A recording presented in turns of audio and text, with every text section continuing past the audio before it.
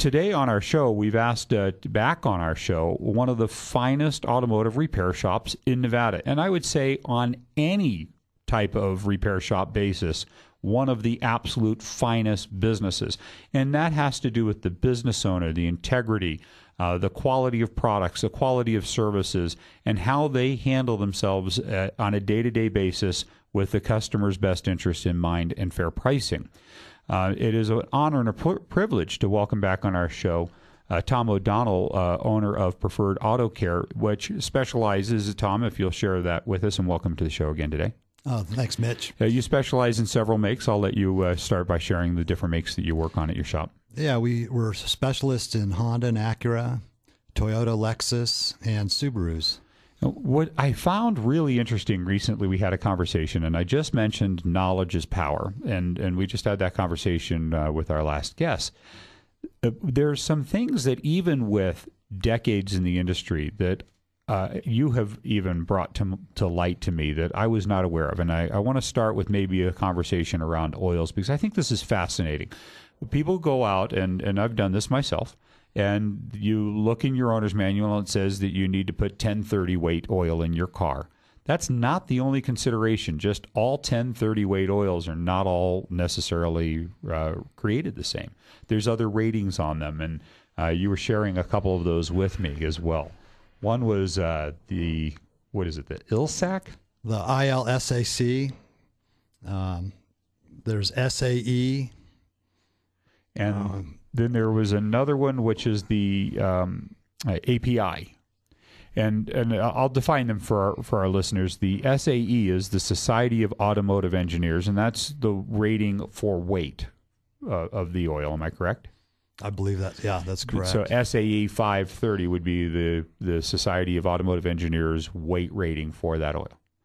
And then there's ILSAC, which, if I got that right, is the International Lubricant Standardization and Approval Committee's rating of an oil. And not all oils have the same rating by ILSAC. And I thought this was really interesting because there are 3 different ratings on a jar of oil. And most people look at just the weight. And the other one is the API, which is the American Petroleum Institute. So what you were sharing with me, and I'd like you to share this with our listeners, is what happens if somebody's not getting the combination of correct factors in their vehicle? What's that going to do to them? Well, long term, it's definitely going to cause premature engine wear. It could cause, like if you put too thick of an oil in a car, it could be hard to start when it's cold. Fuel economy is going to go down. You really want to stick with the ideal weight. Now, but you also want to stick with the ideal quality. You wouldn't just go into a store and buy something that says motor oil because the quality may not be there.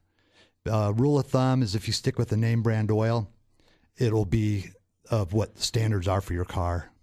Well, and what you use when you're doing oil change in your facilities are the proper oils. And I think this is important because there's a lot of cut rate discount, get you in, get you out the door quickly, cheap oil change facilities out there. And I have a real concern about most of them, and it's because they will use inferior oils or inferior filters a lot of times to be able to produce these lower, more competitive prices. And the consumer then winds up paying less, but what they get is, like you mentioned, potentially greater wear on the internal lubricated parts of their engine.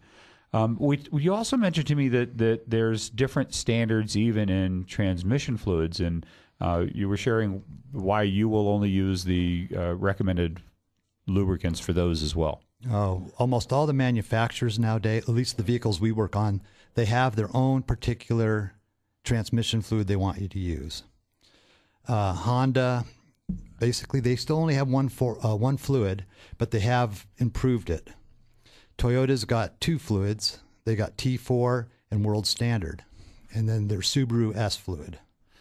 Well, and you were mentioning to me that inside of these, it's not like it's just, again, like a weight of an oil, that you would go and buy some transmission fluid at a shop and go change this yourself.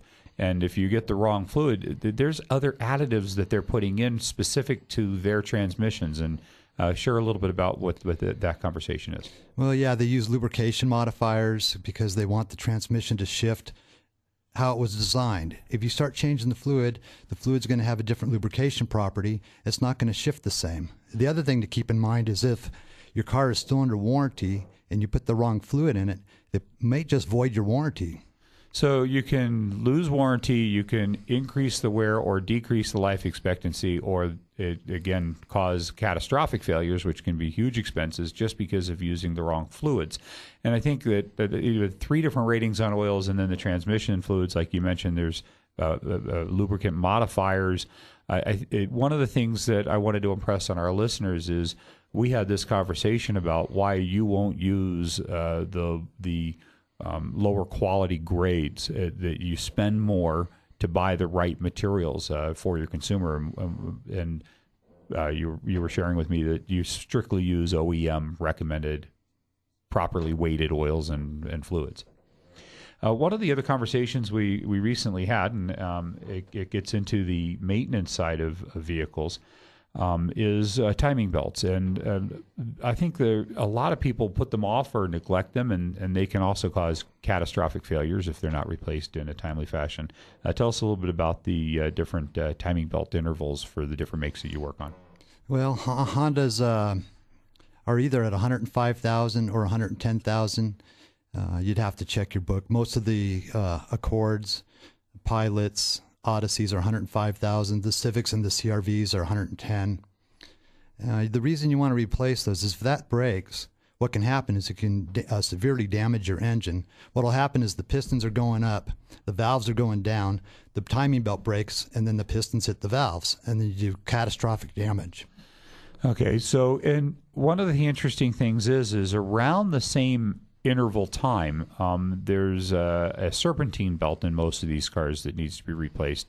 And I was in your shop a few weeks back and just happened to overhear a conversation that you had with one of your customers that had a serpentine belt that was going to be due in the near future and a timing belt that was going to be due in the near future as well. And share with us, what your recommendation was there. Well, I recommended the customer that he waits to do his serpentine belt wasn't going to break in the very near future. So what I recommended is wait a few thousand miles and do his timing belt and his serpentine belt at the same time. Now, granted, he would have been doing his timing belt a little bit premature, but then he went to pay labor twice to do the serpentine belt. So basically, the labor it takes to take off the serpentine belt and replace it and reinstall it.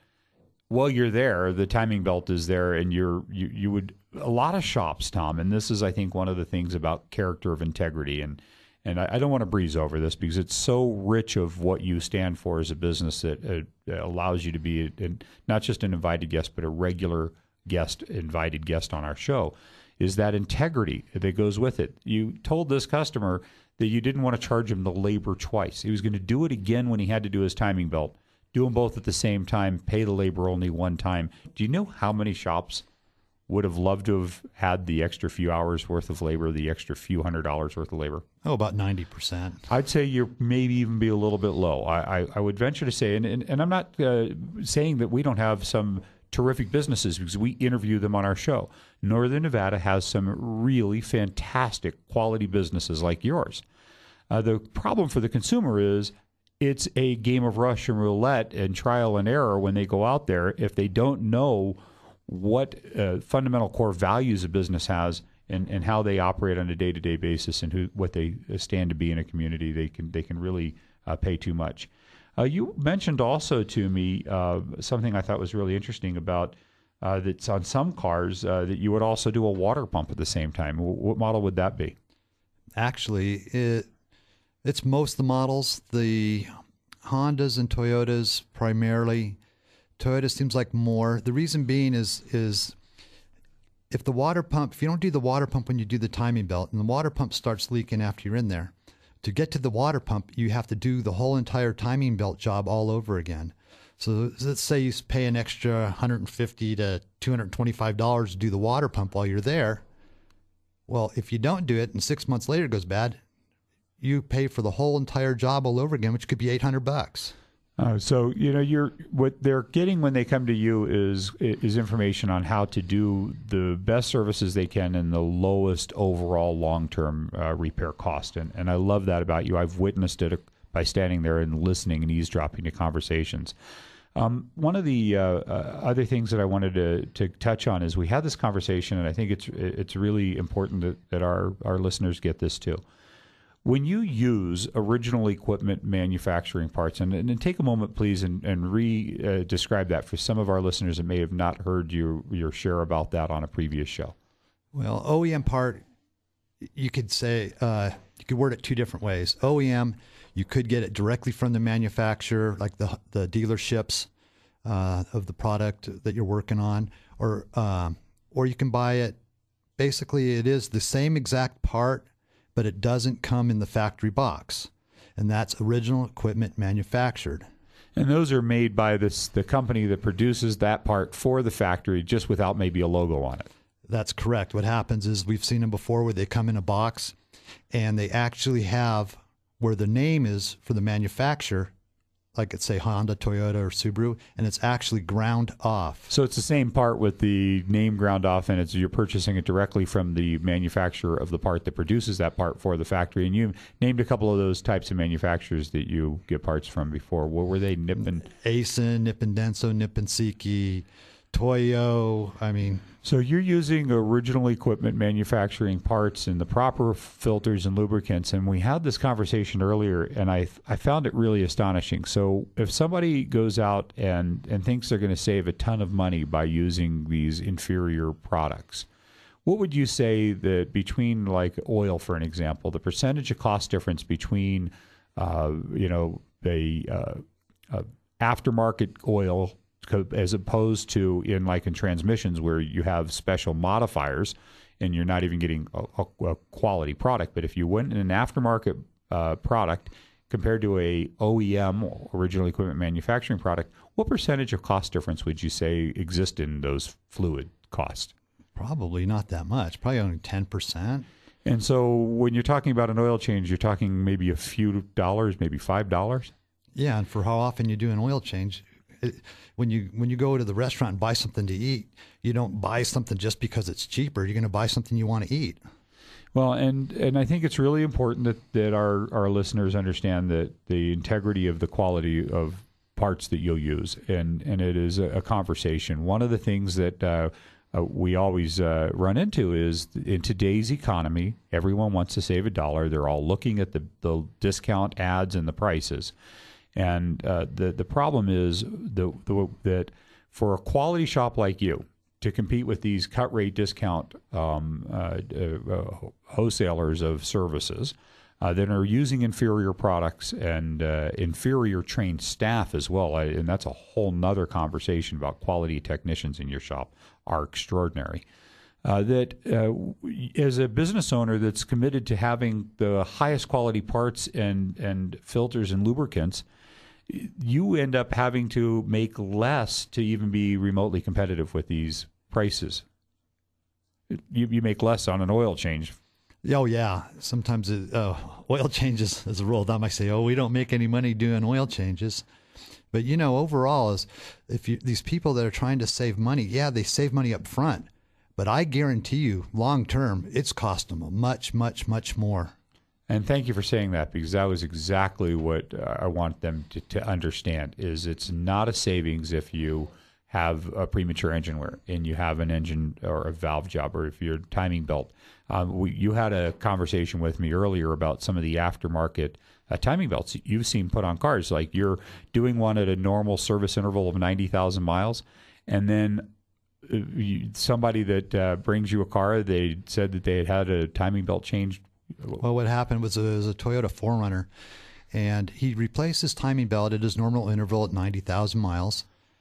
And, a couple of years later, he has it towed in, and we found a broken timing belt. Well, when we took it apart, it was an aftermarket timing belt, and it only went 60,000 miles.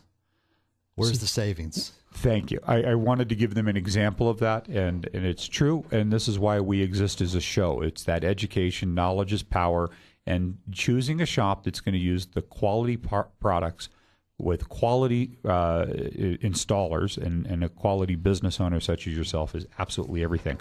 So, Tom, tell them how they can get a hold of you to schedule an appointment to see you with their Honda, Toyota, Subaru, Lexus, or Well, you Acura. can come by and visit us at 1705 Gregg Street. That's Rock and Gregg and Sparks. Or you can give us a call at 355-7033. That's Tom O'Donnell, owner of Preferred Auto Care, Honda, Toyota, Subaru, Lexus, and Acura here in Sparks, Nevada. Thanks for being here again today, and we'll talk to you again in a few weeks. Thanks, Mitch.